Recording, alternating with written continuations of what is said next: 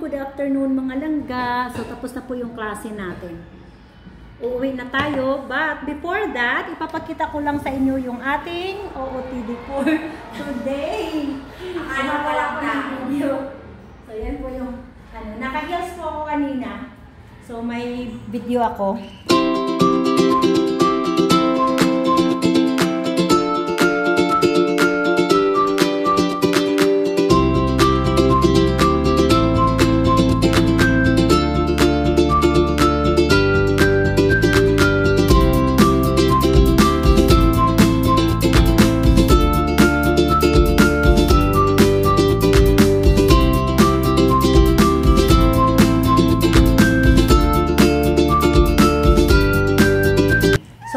Magpapalit na tayo kasi nagdadrive po ako ng motorbike. So ito yung ating pa-outfitan. So malaki na yung tiyan ko mga langga. Yan. So ito binili ko lang to sa TikTok ng 99 ba? Nung nakaraan na. So buti na lang naalala ko na mayroon ako nito. Para hindi na ako bumili uli. So naalala ko siya parang mayroon akong ganun. So naalala ko nandun pala sa sa bag. Ibibigay ko sana to kay Jezreel. Kaso parang ayaw din niya yung kulay so hindi to siya nagamit. So mabuti na lang at nang sa ganun ay may nagamit ako today. So i-request kami to wear lavender every Friday. So yun. So last week hindi naman ako nag-lavender, ngayon lang. So dahil sleeveless siya at bawal naman kami sa school magsuot ng sleeveless, so nilagyan ko siya nito. Hindi ko alam kung pero medyo maliit siya pero stretchable naman. So yun. Dahil hindi tayo makapagsuot nito dahil magdadrive yan tayo ng motorbike. Syempre mahirap naman pag ganito yung suot natin pag nagdadrive. So ang gagawin natin, magbibihis tayo. Okay, di ba? Palipat-lipat tayo. So ito palang headband ko. Yan, itong headband ko na to. Ito yung ribbon ng flower na pinadala sa akin. So pinadala ako ng flower last birthday ko. Ito yung ribbon. Buti hindi ko tinapon. Nilagay ko lang siya sa sa room ko. Ganun naman talaga ginagawa ko. Kinikip ko yung mga ribbon na to. Itong necklace ko na to, galing po to kay Colette, mother ni Frederick. Siya po yung nagbibigay sa akin ng necklace. So yun po. So ngayon magbibihis tayo. May dala po akong extra na yan. Yung shorts pants. So magpapalit na tayo mga langga para makauwi na tayo. So short videos lang gagawin natin. Nakapagbihis na tayo mga langga. Yan. So naka-shorts na po tayo. Hindi na tayo mahirapan mag-drive ng motorbike. So ito na po yung suot natin pagka uwi natin. Diba?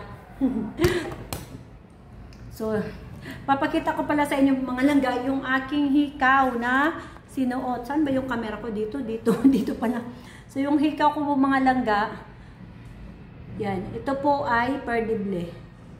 Perdible lang to mga langga. Tapos yung hair clip ko, ito. Yung hair clip ko, yun yung nilagay ko dito.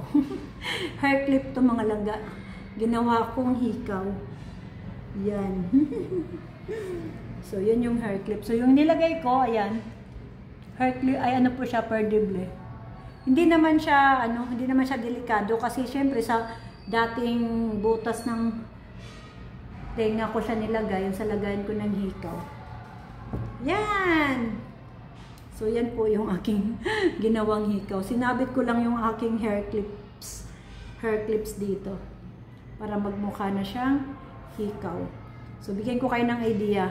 Pag may mga time na kailangan nyo ng hikaw, emergency na, pwede nyo gawin yan, di ba? So, yun lang po. So, yan. So, uuwi na tayo mga langga. Yun lang talaga yung ko. Nakagawa ko ng, maikling video para sa inyo. Yan. So, thank you, Colette, for my necklace. So, yun lang mga langga. Thank you very much po for watching. Ay, bago pala mga langga. Bago tayo maghiwalay, bago ko pala i-end itong aking video. Ang gulo ng aking camera. So, I would like to share with you, about Frederick. So, Frederick is coming very soon. Very soon. Pabalik na po siya dito sa, sa Pilipinas.